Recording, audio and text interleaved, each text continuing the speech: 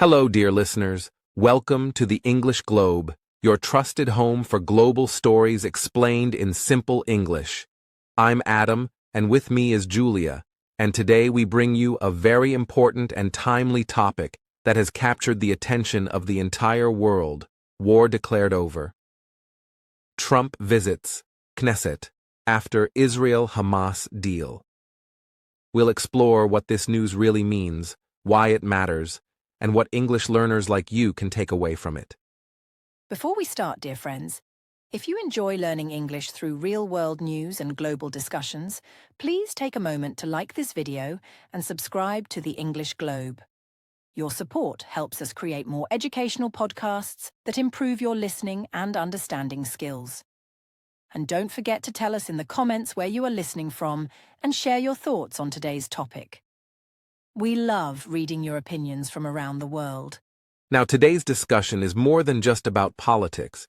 It's about understanding how world events are connected through language, diplomacy, and communication. When headlines say war declared over, what does that truly mean?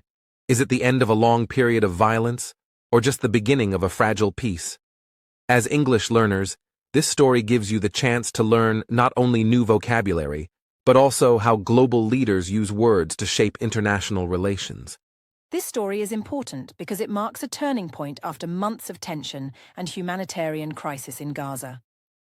People around the world have been hoping for peace, and the recent Israel-Hamas deal has opened a new chapter that many are watching closely. The phrase "declared over" sounds powerful, but in international politics, such words carry deep meaning and often come with careful diplomacy, negotiations, and sometimes hidden complexities. Language plays a huge role in how we understand these global developments. When political leaders or news outlets announce that a deal has been reached or a war has ended, these words influence how millions of people think and feel. For English learners, analyzing these expressions helps you understand how words can express hope, uncertainty, or strategy all at once. That's why this topic is not only globally relevant, but also linguistically rich for your English learning journey. We also chose this topic because of the major diplomatic visit that followed former US President Donald Trump's trip to the Israeli parliament, the Knesset. This visit attracted worldwide attention, as it happened right after the Israel-Hamas deal was announced. Many are asking, what message does this visit send?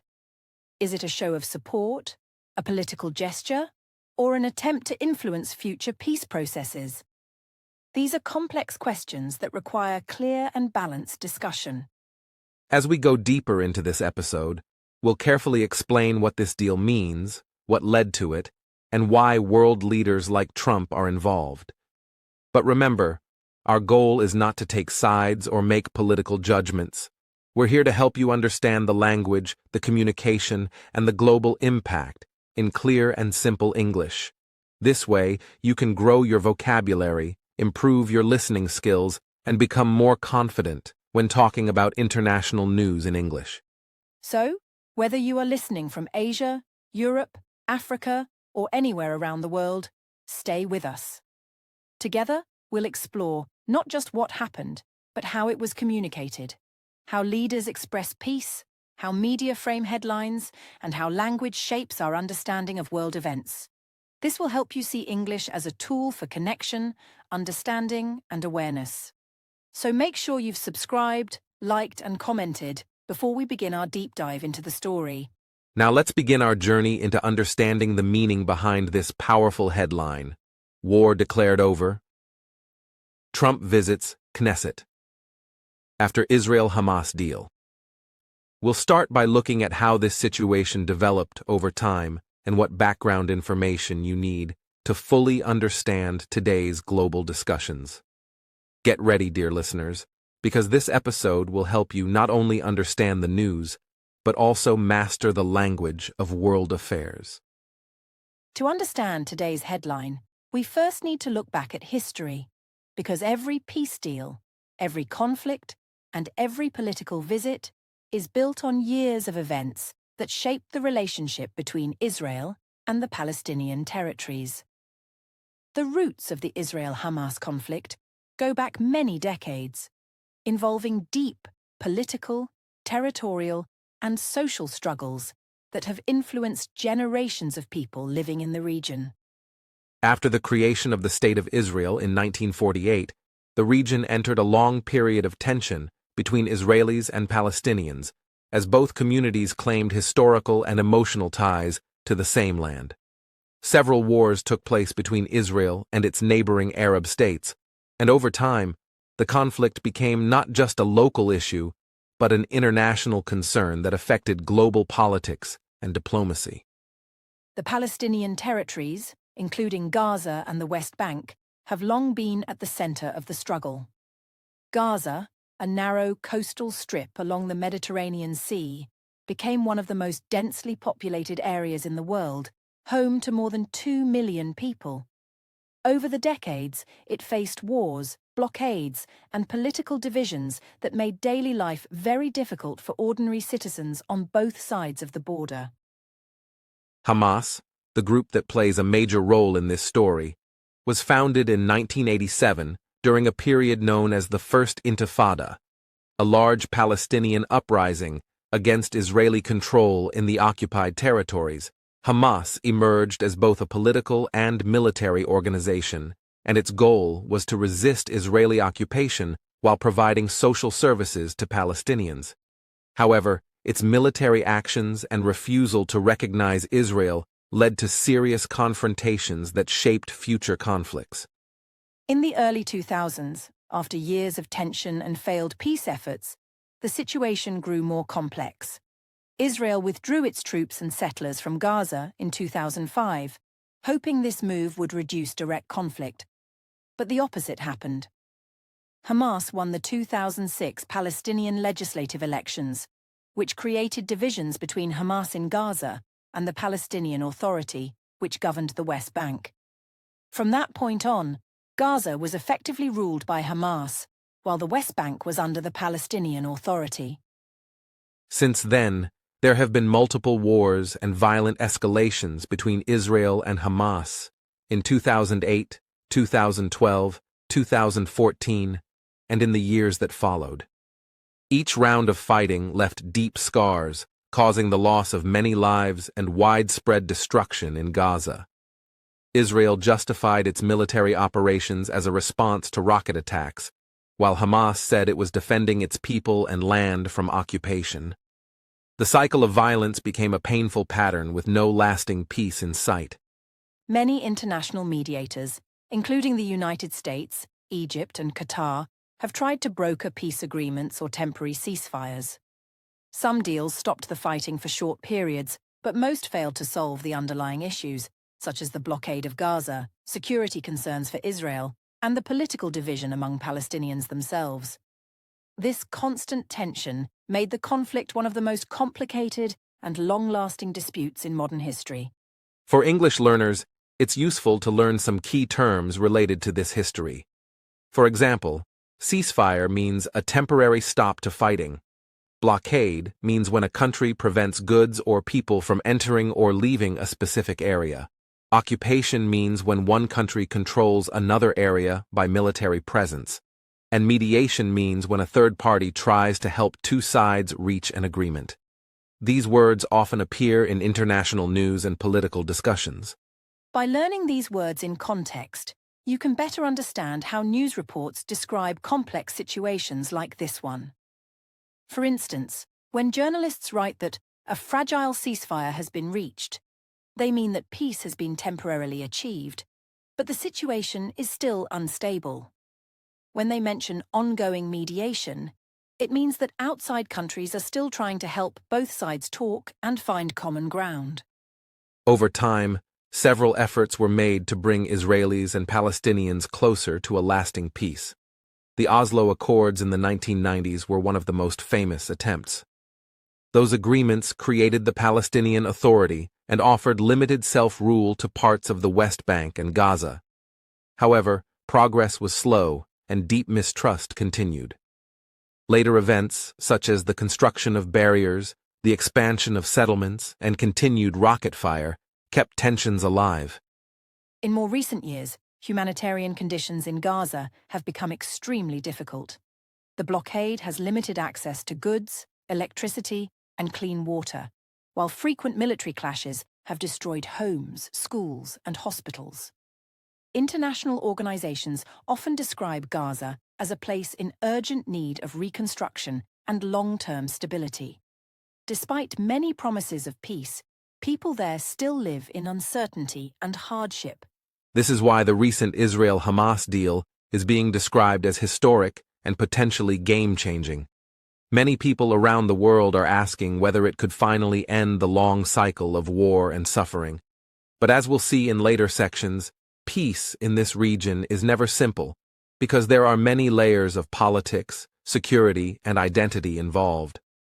Understanding these layers helps you interpret world news more clearly and use English for meaningful conversations. For language learners, listening to such discussions is also a great way to improve comprehension. You learn how to connect complex ideas, how to describe political situations with neutral language, and how to use words that express different perspectives without judgment. This not only improves your English, but also teaches you to think critically and compassionately about world issues. So, as we move forward, keep in mind this historical background, decades of struggle, peace efforts, and hopes that have shaped the present moment. Knowing this history allows you to understand why today's declaration of peace and Trump's visit to the Knesset are being seen as both symbolic and controversial. Next, we'll take a closer look at the details of the Israel-Hamas deal itself, what it includes, what it promises, and what challenges lie ahead. Now that we understand the historical background of this long conflict, it's time to talk about the event that has recently captured the attention of the entire world. The new Israel-Hamas deal that many are calling a turning point in Middle Eastern diplomacy. This agreement, announced after weeks of intense behind-the-scenes negotiations, has been described as a peace framework aimed at bringing an end to active hostilities and opening a new chapter of dialogue and reconstruction.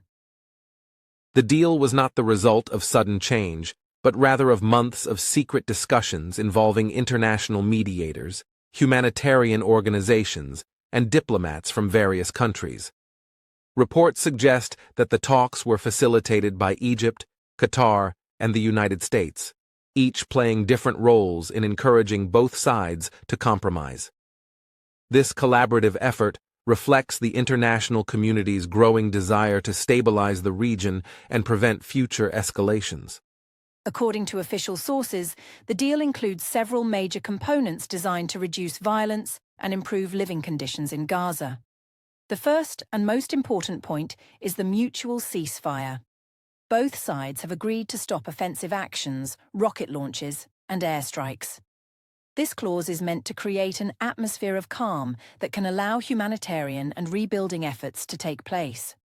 The agreement also includes the gradual reopening of border crossings for goods and medical supplies. Another significant element is the exchange mechanism for prisoners and hostages. Over the years, the issue of prisoners has been one of the most emotional and politically sensitive aspects of the conflict. This deal proposes a monitored process where detainees from both sides could be released under the supervision of international observers. The goal is to build small steps of trust that can make further political dialogue possible in the future. In addition, the deal outlines a plan for reconstruction and economic development in Gaza. International donors have pledged financial assistance to rebuild destroyed infrastructure such as hospitals, schools, and power stations. However, these projects will be closely monitored to ensure transparency and prevent misuse of funds. The hope is that improving daily life can reduce the incentives for violence and help communities recover from years of suffering. One of the more complex points in the agreement concerns security coordination. Israel has agreed to ease its military operations around the Gaza border, while Hamas has promised to prevent armed groups from launching attacks or building new tunnels. Both sides have accepted a third-party monitoring system, possibly involving the United Nations or regional powers, to report violations and maintain accountability. This part of the deal remains delicate because it requires trust, which has often been missing in past attempts. It's important to remember that such agreements are built on careful wording. In diplomacy, every word matters. Terms like accord, framework, and ceasefire carry specific meanings. For example, an accord refers to a formal agreement between parties. A framework suggests a set of general principles to guide future action. And a ceasefire usually means a temporary stop in fighting, not necessarily a permanent peace. Understanding these distinctions helps English learners read news critically and interpret headlines more accurately. Language also plays a role in how the deal is presented to the public. Some media outlets have described it as a peace agreement, while others prefer the term temporary truce. These differences in vocabulary reflect how words can influence people's emotions and expectations. A peace agreement sounds permanent and hopeful, while a truce suggests caution and uncertainty. For English learners, noticing these nuances helps you understand tone, bias, and perspective in news reporting. Reactions to the deal have been mixed but cautiously optimistic. Many governments around the world have welcomed it as a positive step towards stability. Humanitarian agencies see it as a chance to deliver aid and rebuild damaged areas. However, analysts also warn that the deal's success will depend on how faithfully both sides follow its terms. Previous agreements have failed because of violations, mistrust, or external pressures that reignited violence. This time, observers hope lessons from the past will guide more responsible behavior.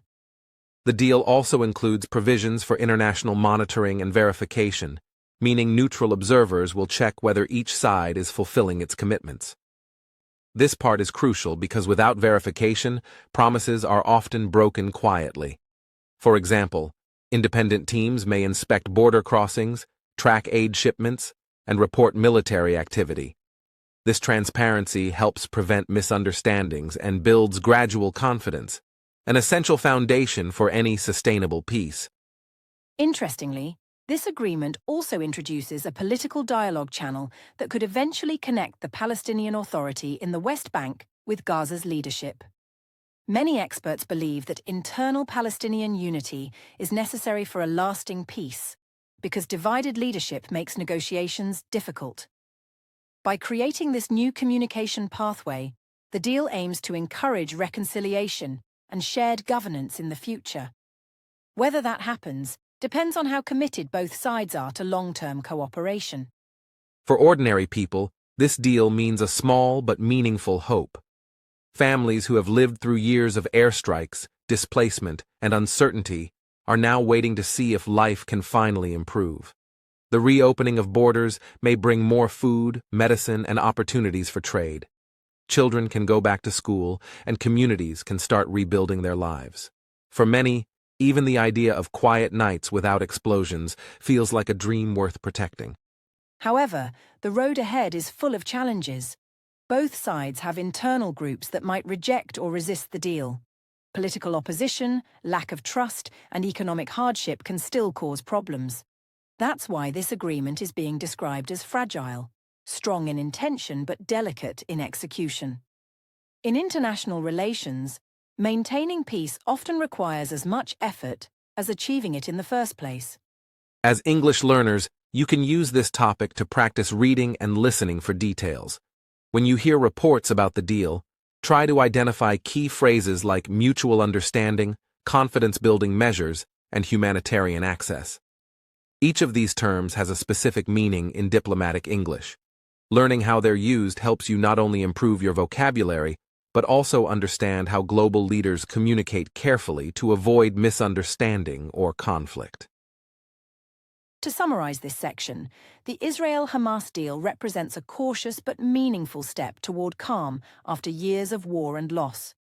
It involves ceasefire terms, prisoner exchanges, humanitarian access, and plans for rebuilding Gaza, all under international supervision. While many challenges remain, this agreement shows how negotiation and dialogue can still bring hope, even in the most difficult circumstances. In the next part, we'll explore whether this really means that the war is declared over, and what experts say about the possibility of a lasting peace. Now that we've explored the key points of the new Israel-Hamas deal, it's time to look closely at one of the most powerful and emotional phrases used in recent headlines: war declared over. These three words carry deep meaning, not just politically but also linguistically, because they reflect how governments and media communicate peace, hope, and change. But the question we must ask is this: when a war is said to be declared over, does that really mean the fighting, the fear, and the tension have truly ended? In the world of international relations, language is never just about words. It's about signals, timing, and interpretation. When leaders or media say that a war is declared over, they often mean that a formal ceasefire or peace agreement has been reached. However, in many cases, the end of active combat does not mean the end of the conflict itself. Political disagreements, border disputes, and deep social wounds can continue long after the last missile is fired or the final soldier withdraws. This is why experts often distinguish between the end of war and the beginning of peace. The end of war refers to the moment when military operations stop, while the beginning of peace involves rebuilding, reconciliation, and trust, processes that can take years, even decades. For example, after major global wars in history, it took long periods of diplomacy and cooperation to turn ceasefires into real peace. The same principle applies here. Peace is not an event, it is a journey. For English learners, this offers an important lesson in how words can have both literal and symbolic meanings. The word declare means to make something official through speech or writing, usually by someone in authority. When a government declares that a war is over, it's making a public statement, but that declaration doesn't automatically guarantee safety or stability. It's like saying the storm has passed while dark clouds may still remain on the horizon. In this case, the phrase war declared over has been used by some international media outlets after the announcement of the Israel-Hamas deal. But diplomats and analysts are being careful with their language. They remind the public that while hostilities have paused and new talks have begun, deep mistrust still exists. Both sides have seen decades of conflict, loss, and broken promises, so it will take consistent action, not just words, to truly bring peace to the region. The difference between peace on paper and peace in reality is a crucial one. On paper, the agreement looks promising.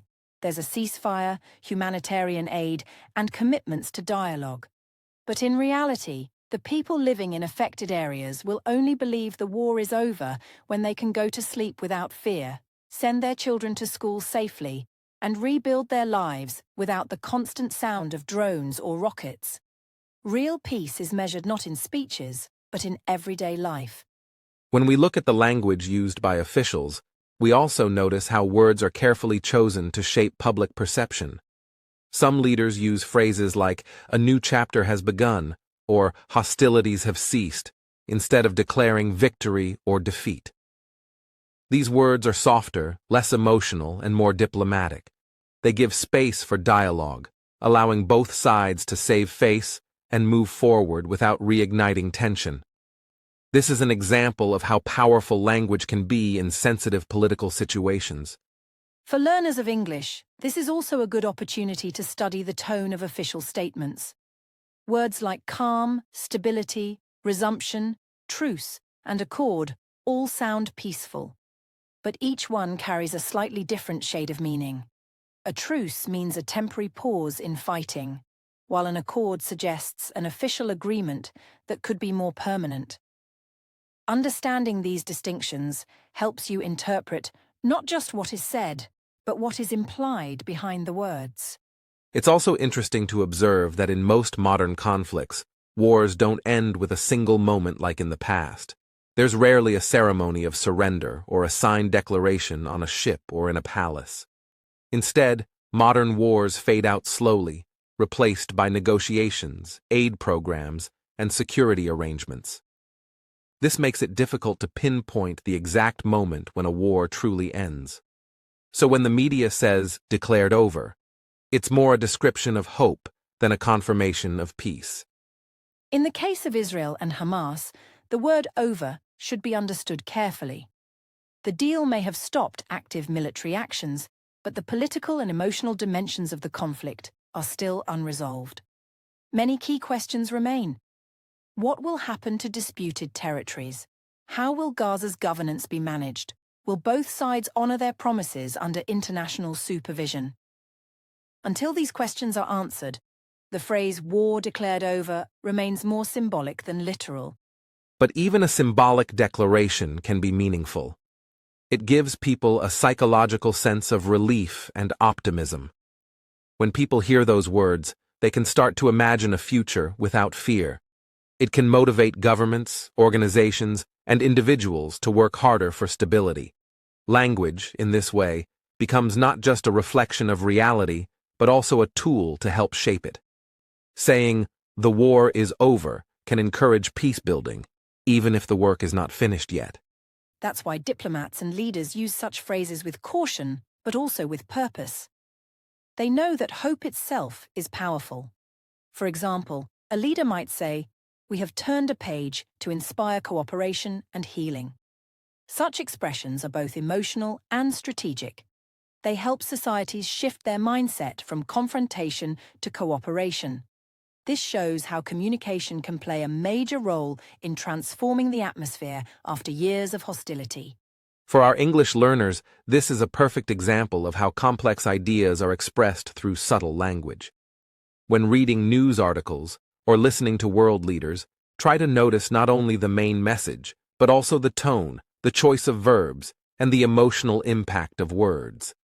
This helps you move from basic understanding to deeper comprehension, which is essential for academic, professional, or diplomatic English. So, to answer the question, has the war really been declared over? The answer depends on how we define over. Militarily, the fighting has stopped. Diplomatically, talks have begun. But emotionally and politically, the wounds are still fresh. The declaration marks the end of one chapter, but not yet the end of the story. Only time, cooperation, and commitment will decide whether this moment becomes a historical turning point or just another pause in a long and painful cycle. And that is why this phrase, "war declared over," is both powerful and fragile. It represents a moment of hope surrounded by uncertainty. For English learners, it's also a reminder that words in international news are chosen with great care and often have layered meanings. Understanding them gives you not just better language skills, but also a clearer view of how the world communicates peace, conflict, and change. Dear listeners, as we continue our detailed discussion about the recent peace developments between Israel and Hamas, one of the most talked about moments is former U.S. President Donald Trump's visit to the Knesset, which is the national legislature of Israel. This visit, which came shortly after the announcement of the Israel-Hamas peace deal, has captured global attention for its timing, symbolism, and diplomatic meaning.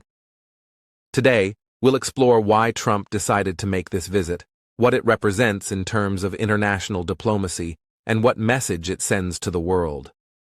That's right, Adam. When we talk about Trump in this context, we must first remember his historical involvement in Middle Eastern diplomacy.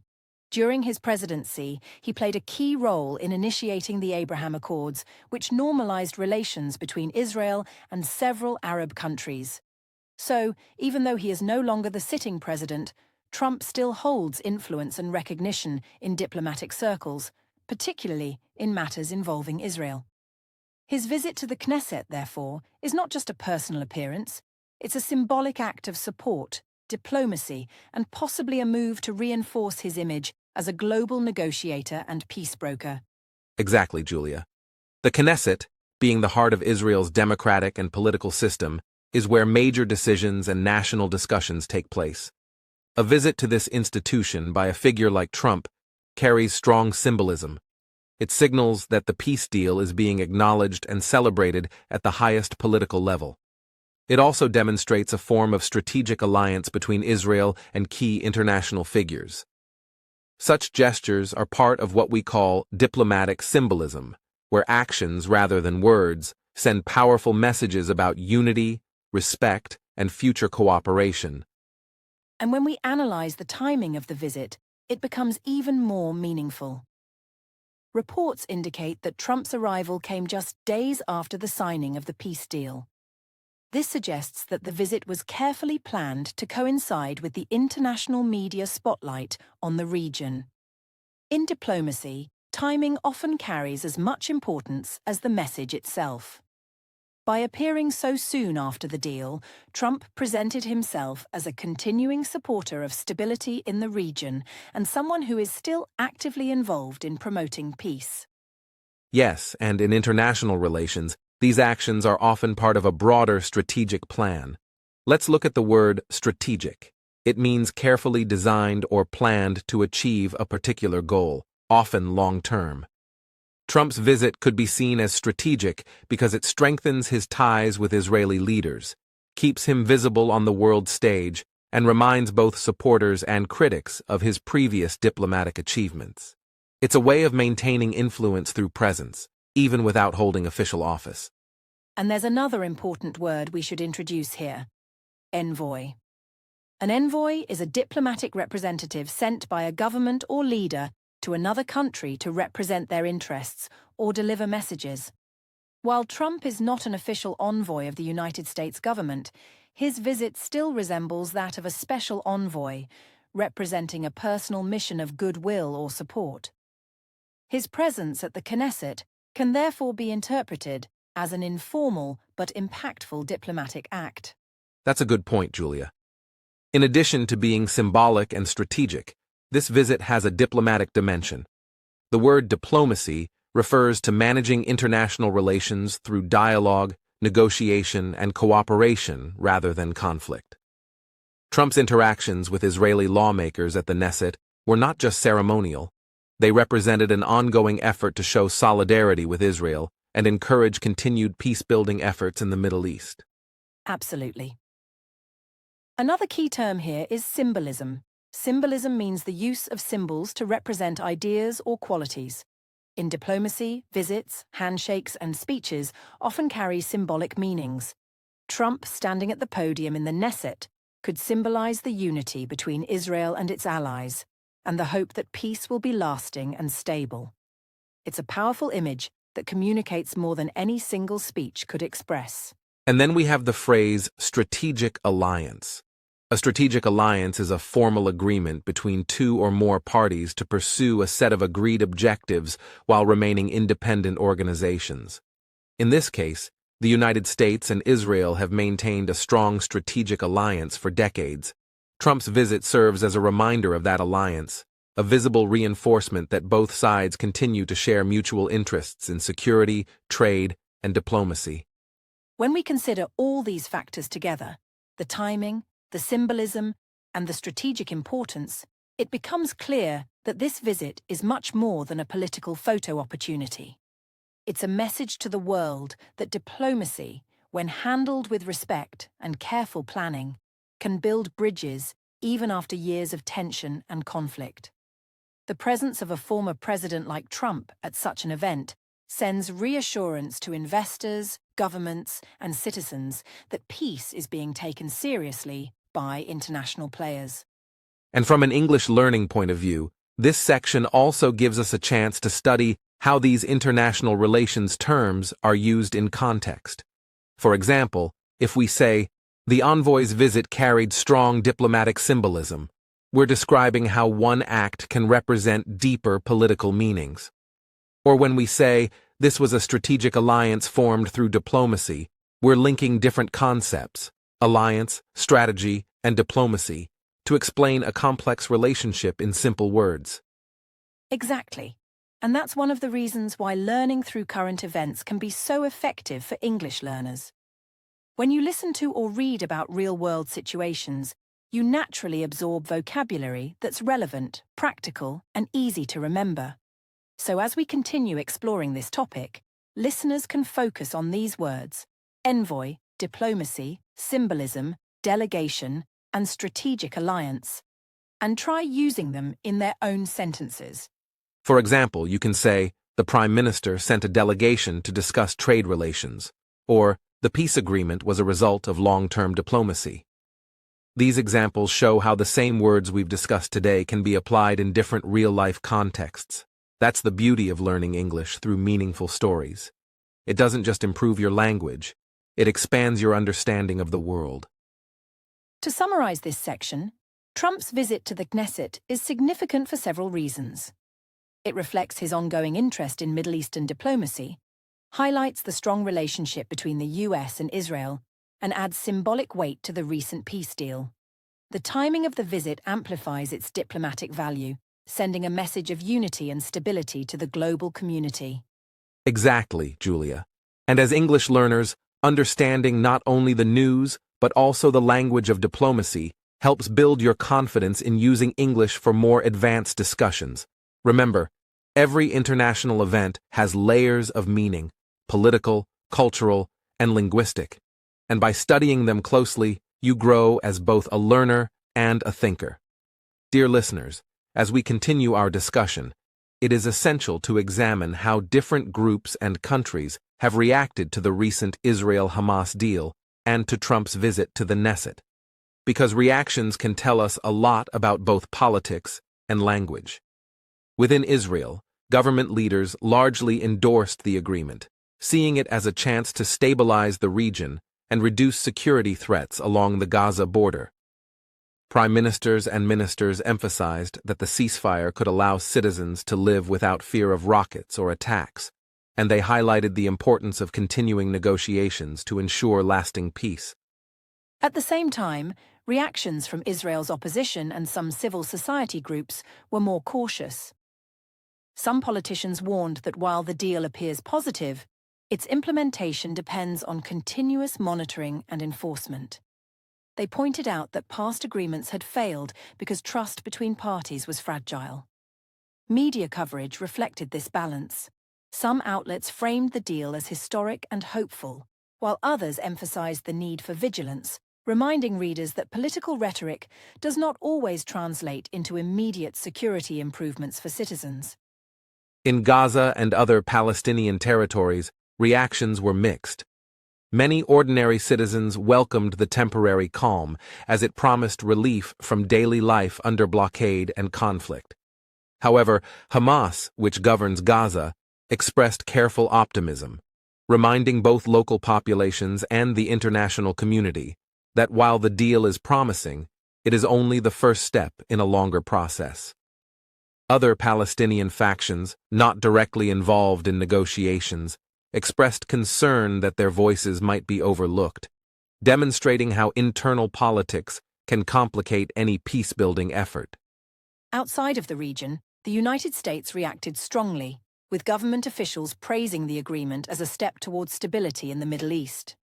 Even though Trump is no longer president, American media and former administration supporters emphasized the diplomatic continuity, reinforcing the idea that the United States remains deeply involved in regional security. This support reflects a careful balance.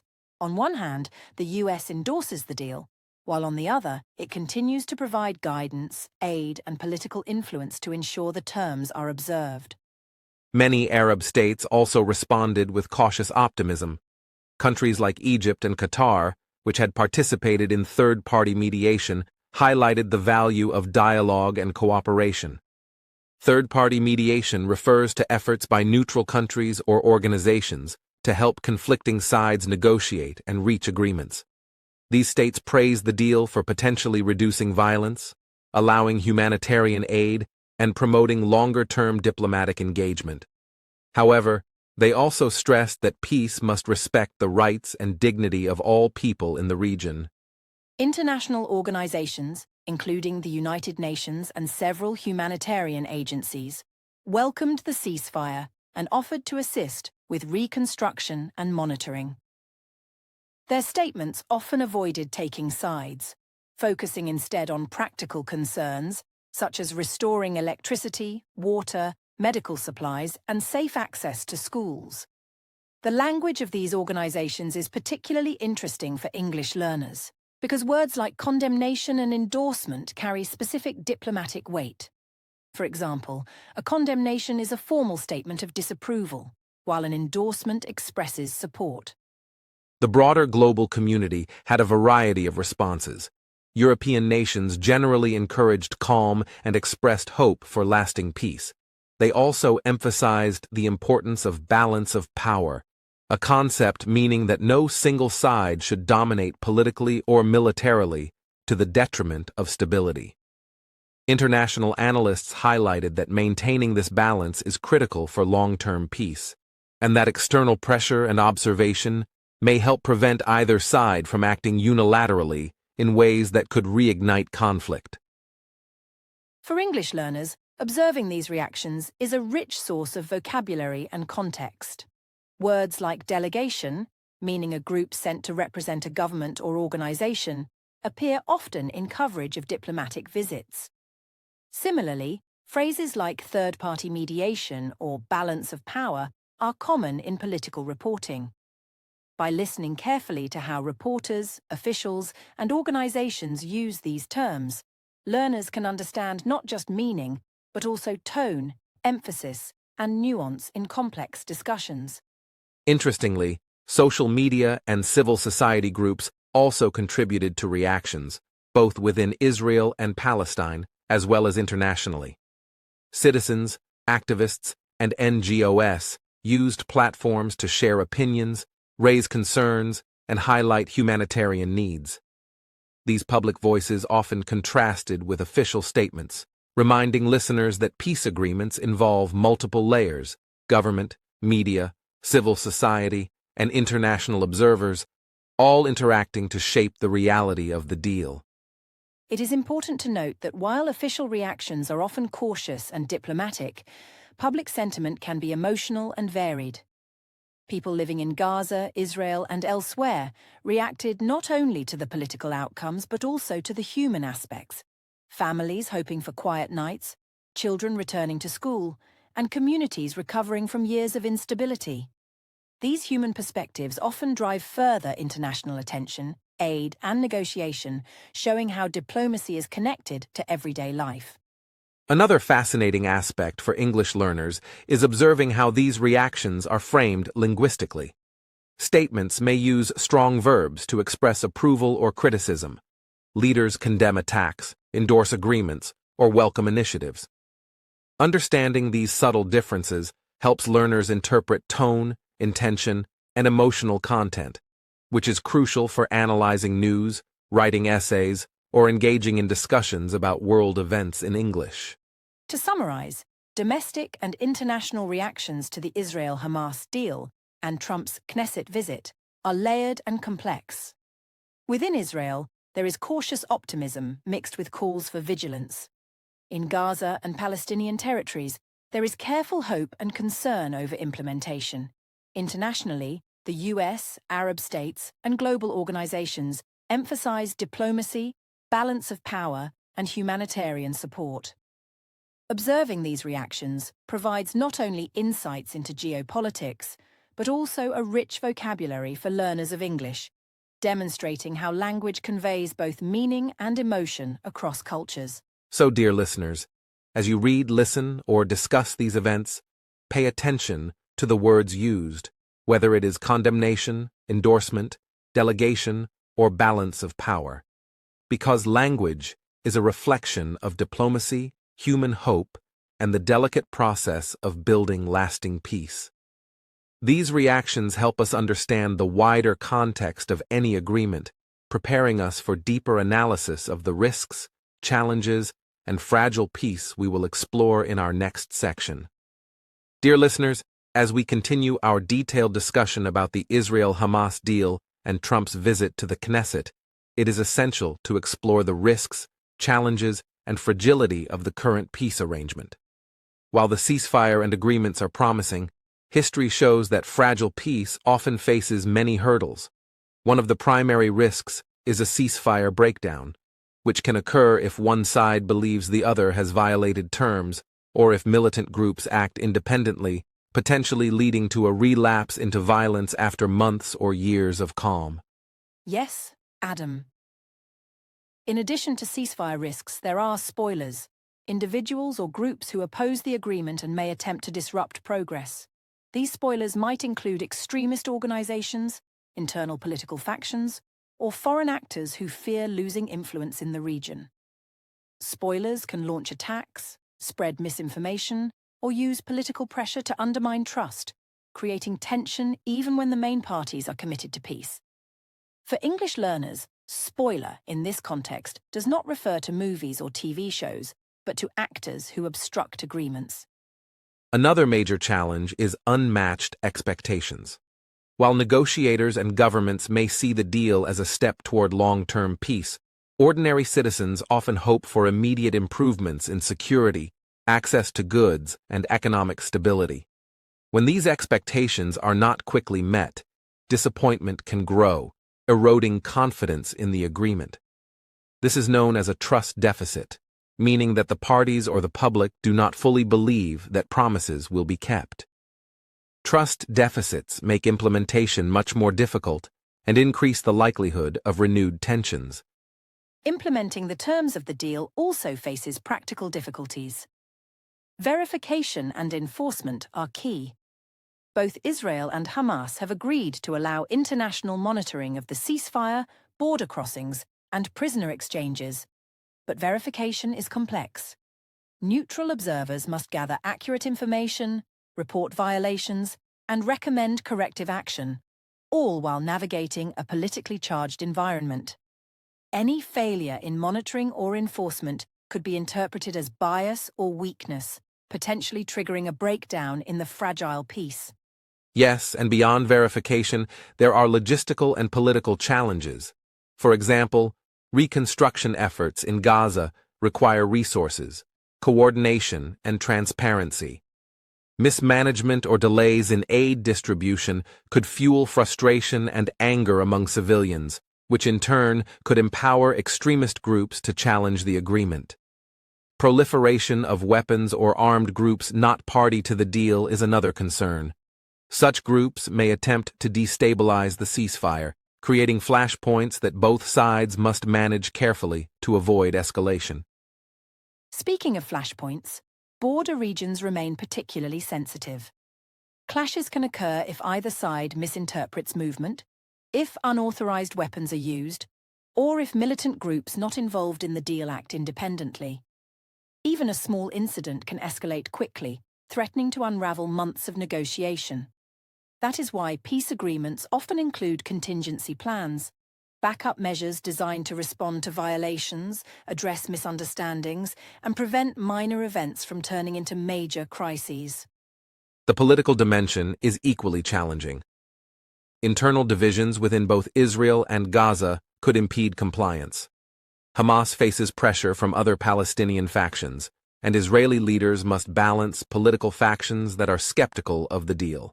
These internal pressures, combined with historical mistrust, make it difficult to ensure that both parties consistently honor commitments. Language in official statements often emphasizes caution and monitoring precisely because of this fragile environment. For example, statements may highlight a need for ongoing dialogue or call for patience while verification processes take place. This careful wording reflects both diplomacy and reality. Peace is fragile, and any sudden claims of total success could backfire. A relapse into hostilities is always a possibility if communication breaks down or if spoilers exploit gaps in enforcement. For English learners, understanding the use of words like relapse, contingency plan, and trust deficit can help you describe complex political situations accurately. International actors also face challenges. Third-party mediators must remain neutral, credible, and consistent in their support. If they fail to enforce monitoring or are perceived as biased, both parties may reject their authority, leading to violations. Maintaining a credible international presence is essential to prevent escalation and to help parties rebuild confidence over time. This is why global reactions, like those we discussed in the previous section, often emphasize continued involvement and oversight. Another challenge involves managing public perception. While leaders may communicate optimism, the population may be cautious or skeptical. Social media can amplify dissatisfaction, rumors, and criticism, which can destabilize the fragile peace, even when the deal is technically being honored. This shows that peace is not only a matter of agreements, but also of perception, communication, and public trust. Monitoring public opinion and maintaining clear messaging are therefore critical components of any successful peace implementation. Finally, it is important to consider long-term risks. Even if the ceasefire holds for months, unresolved issues such as borders, political recognition, and resource access can remain sources of tension. A trust deficit that persists for years can allow new conflicts to arise, and without ongoing dialogue and careful planning, small violations can grow into major crises. Hence, negotiators often emphasize that the first year after a peace deal is the most delicate and requires constant attention from both parties and the international community. In conclusion, dear listeners, while the Israel-Hamas deal and the recent diplomatic events offer hope for a lasting peace, the arrangement remains fragile. Risks such as ceasefire breakdowns, spoilers, and unmet expectations must be managed carefully. Challenges in verification, enforcement, and mutual trust further complicate implementation.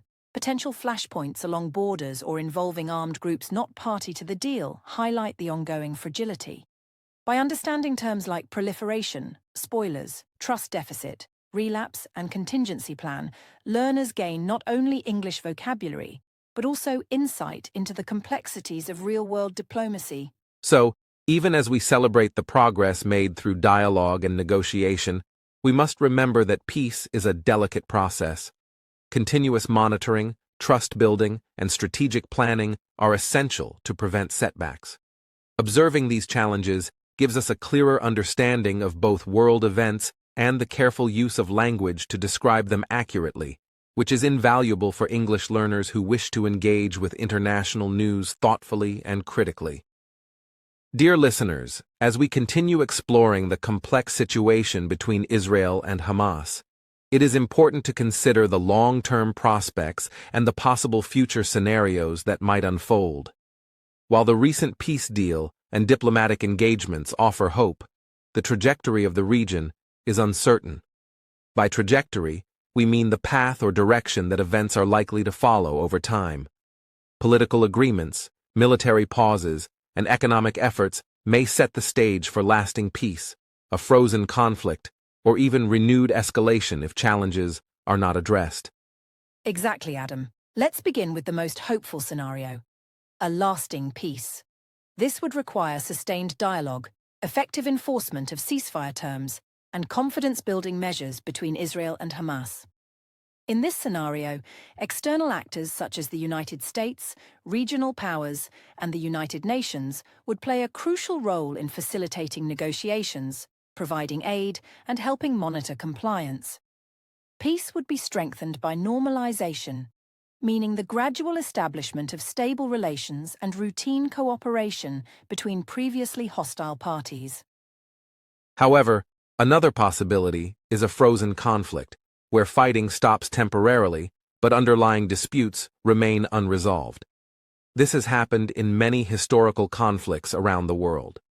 In a frozen conflict, borders might remain tense, checkpoints could still restrict movement, and humanitarian issues may persist. While there is no active fighting, mistrust and political disputes linger, leaving the region vulnerable to small incidents that could reignite violence.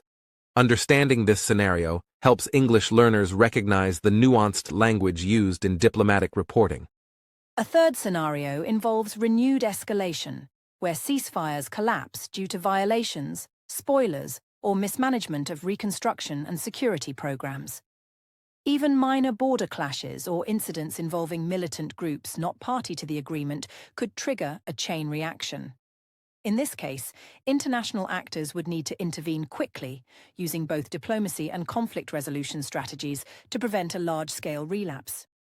Conflict resolution refers to the process of finding solutions to disputes and addressing the underlying causes of conflict to achieve lasting stability. Speaking of international actors, The role of the United States, regional powers like Egypt and Qatar, and organizations such as the United Nations is critical. They provide not only monitoring and verification, but also political guidance, financial support, and mediation. Their involvement can help maintain balance, prevent unilateral actions, and encourage compliance with the agreement. External actors are particularly important when trust between the primary parties is limited because they can serve as neutral facilitators to reduce misunderstandings. For long-term peace to be durable, several elements are necessary. First, there must be reconciliation, a process in which communities and leaders acknowledge past grievances and work together to rebuild relationships.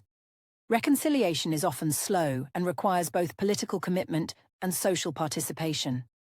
Second, economic rebuilding is essential. Providing jobs, infrastructure, healthcare, and education strengthens stability and reduces the incentives for violence, making peace more sustainable over time. Security guarantees are another critical factor.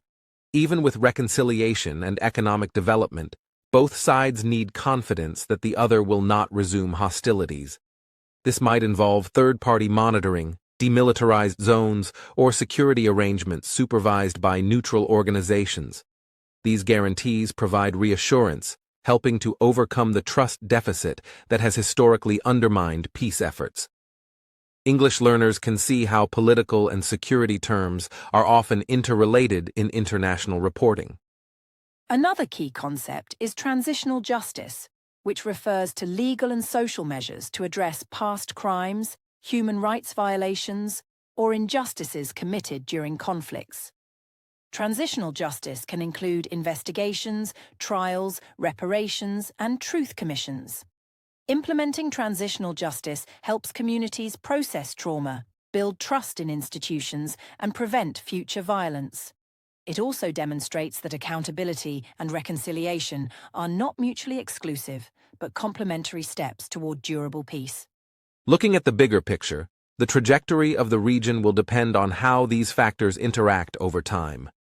If ceasefires are maintained, trust is gradually rebuilt, and economic and social development is supported by international actors, the region could slowly transition toward normalization and stability. Conversely, if mistrust, spoilers, or unresolved grievances dominate, the conflict could remain frozen or escalate again, showing how delicate peace can be even after formal agreements. From an English learning perspective, this section offers an opportunity to understand sophisticated vocabulary in context. Words like trajectory, normalization, conflict resolution, transitional justice, and reconciliation are commonly used in news, international relations, and academic discussions. Observing how these terms are applied to real-world scenarios helps learners not only expand their vocabulary, but also comprehend the nuance behind political and diplomatic language. In summary, dear listeners, the long-term prospects for Israel, Hamas, and the broader region are neither simple nor guaranteed. There are three main scenarios: lasting peace with normalization and cooperation, a frozen conflict with continued tension but no active fighting, or renewed escalation if agreements fail. Achieving durable peace requires reconciliation, economic rebuilding, security guarantees, and transitional justice, all supported by active involvement from external actors. Understanding these dynamics prepares us for the final stages of our discussion. Yes, Adam. It reminds us that peace is a process, not a single event. The words and actions of leaders, the engagement of international partners, and the participation of local communities all shape the future. By studying these scenarios and the vocabulary associated with them, English learners can gain not only language skills, but also insight into how diplomacy and international politics operate, enhancing both comprehension and critical thinking. Dear listeners, welcome to our special segment focused on language and listening, designed especially for you, our English learners.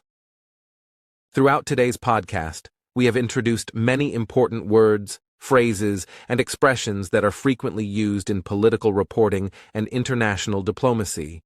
In this section, we will review selected vocabulary, provide example sentences, give pronunciation tips, and offer a short listening exercise to help you practice comprehension. Let's begin by revisiting some of the key words we introduced earlier, starting with condemnation. Condemnation refers to the expression of strong disapproval. It is often used in political or diplomatic contexts. For pronunciation, note that it is stressed on the second syllable, condemnation. For example, you might say, the United Nations issued a condemnation of the attack, urging both sides to honor the ceasefire. Another similar word is endorsement, which expresses support or approval. For pronunciation, stress the second syllable, endorsement. Example: several international leaders gave their endorsement to the peace agreement. Next, let's review trust deficit. This term refers to a lack of confidence between parties. It is common in diplomacy and conflict resolution contexts. Pronunciation is straightforward. Trust deficit. Example sentence: the trust deficit between Israel and Hamas makes implementing the deal challenging, requiring third-party monitoring.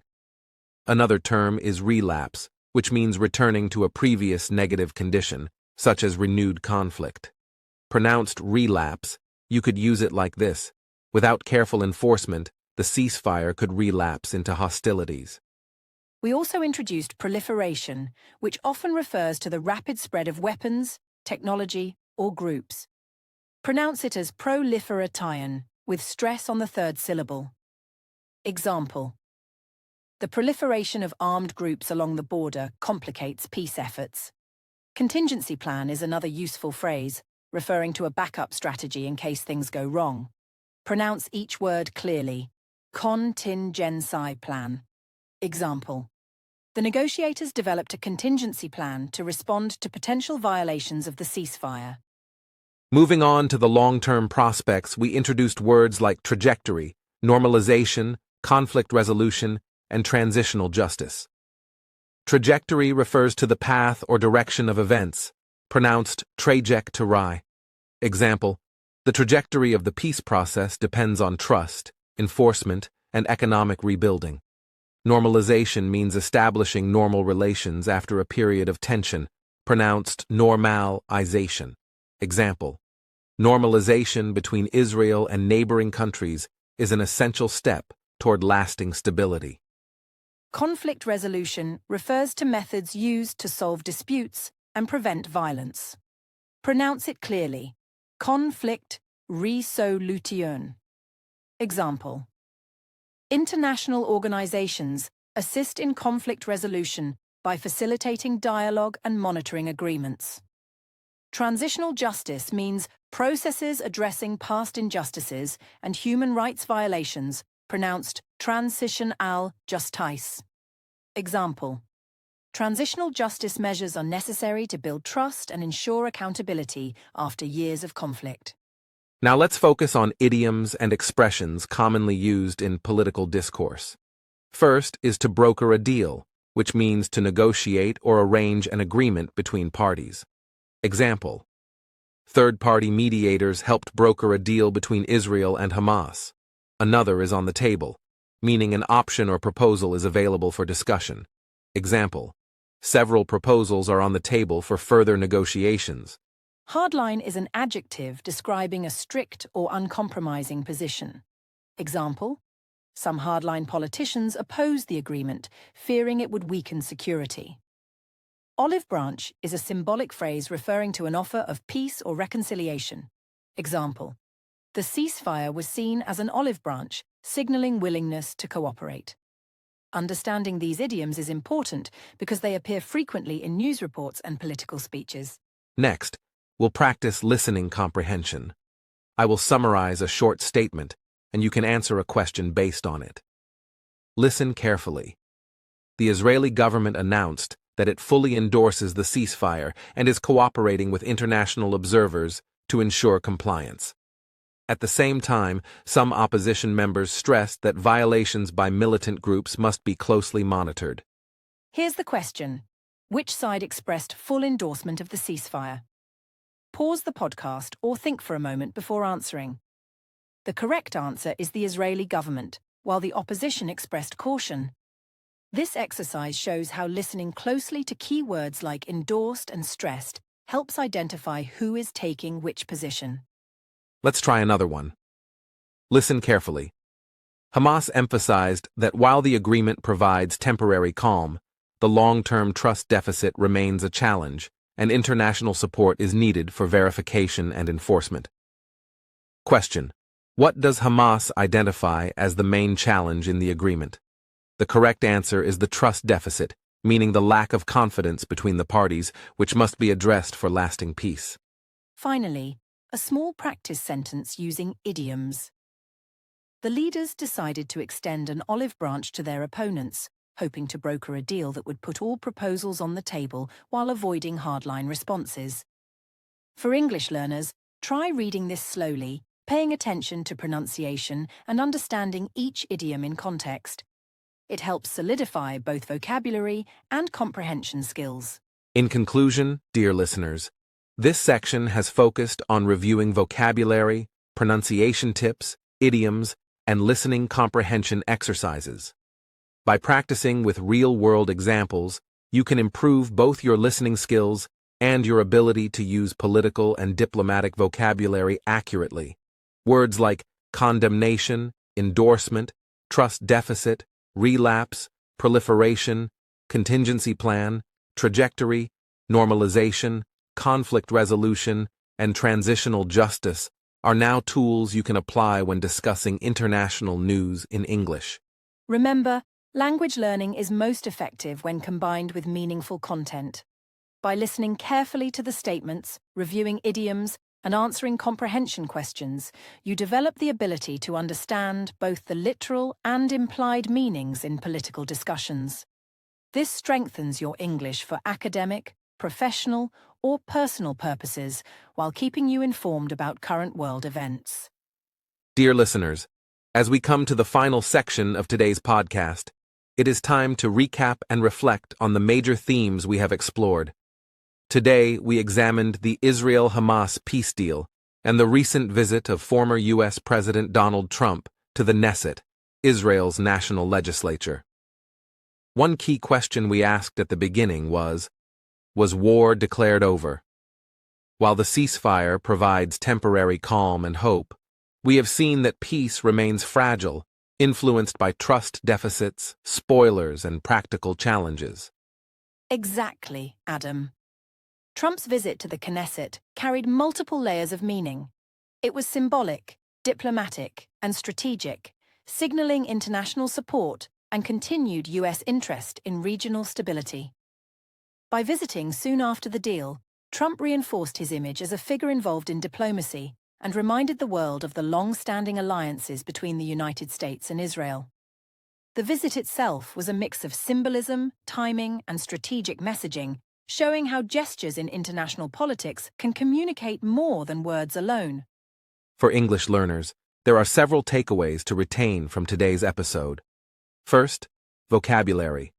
Words like condemnation, endorsement, trust deficit, relapse, proliferation, contingency plan, trajectory, normalization, conflict resolution, transitional justice, reconciliation, and idioms such as to broker a deal, on the table, hardline, and olive branch are all useful in political discourse.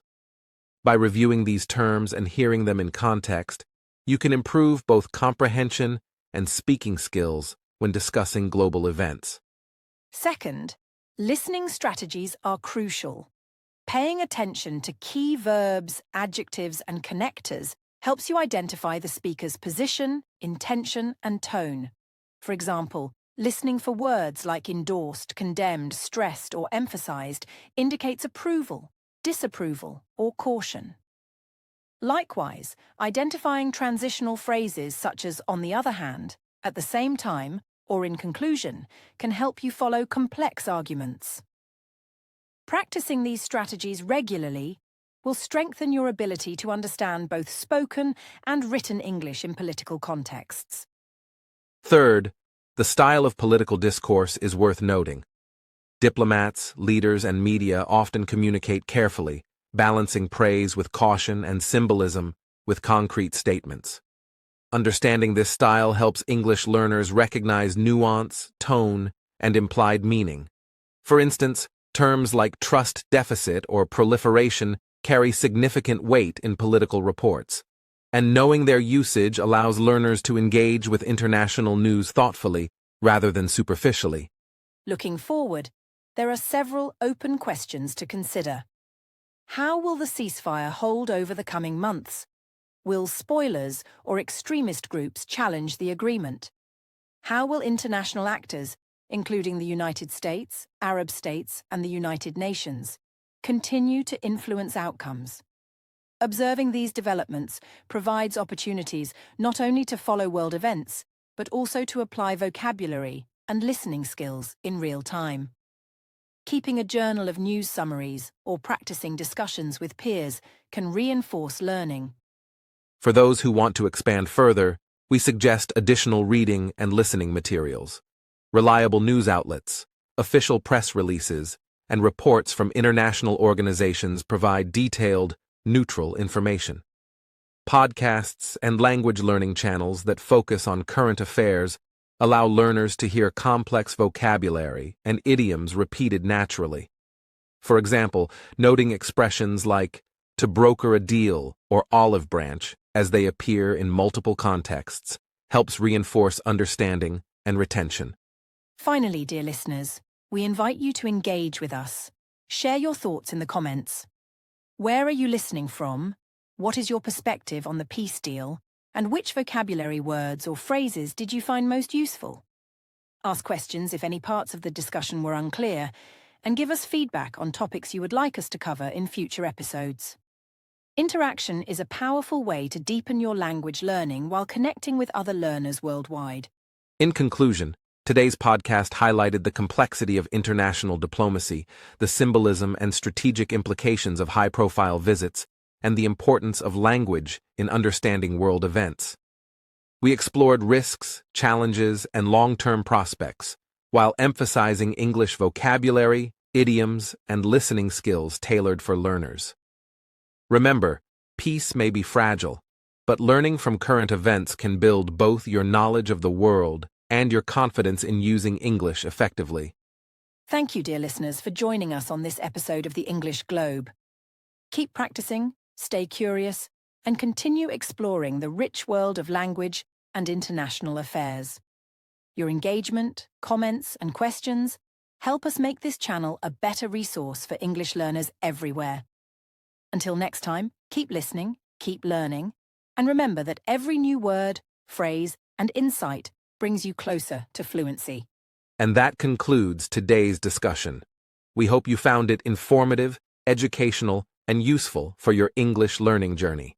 Stay tuned for our next episode, where we will continue analyzing current events, exploring new vocabulary, and practicing your listening and comprehension skills in meaningful contexts. Thank you for being part of the English Globe family.